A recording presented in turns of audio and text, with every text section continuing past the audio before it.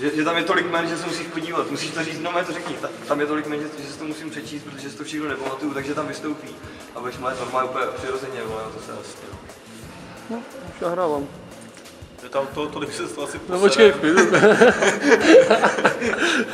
Takže ahoj, my jsme Duo Dvojtakt a rádi bychom vás pozvali na tradiční 12. roční party X Massacre, který se koná v kulturním domě v Ústí nad Orlicí. Chci nalákat na vánoční cukroví, plus samozřejmě na Forbidden Societyho a ještě jsem zapomněl na bandičku, vlastně. Dále to bude bandička, dále vystoupí banda z Zábřehu a bandička, ty vole, bandička, nevím. Ze Zábřehu si právě. No Zábřežské posedu. Tak, Takže, jasně.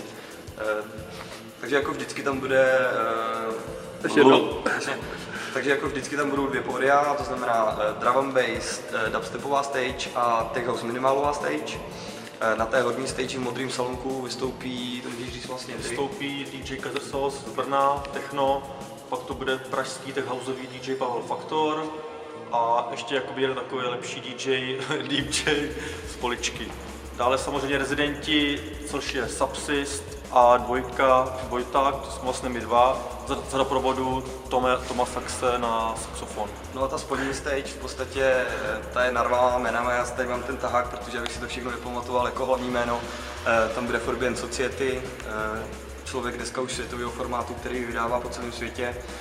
Potom můj velký oblíbenec DJ Brooklyn, dále vlastně trojice Vaprojekt, to znamená Alax Vinylem a MC Bombič a Interface Crew, to znamená pánové Ventoline, Gildor a MC Proctor. Doplní je domácí vlastně DJ Ellie a nesmíme zapomenout na Janise. Nějaké webovky www.massacre.cz, které fungují, ale to úplně jedno.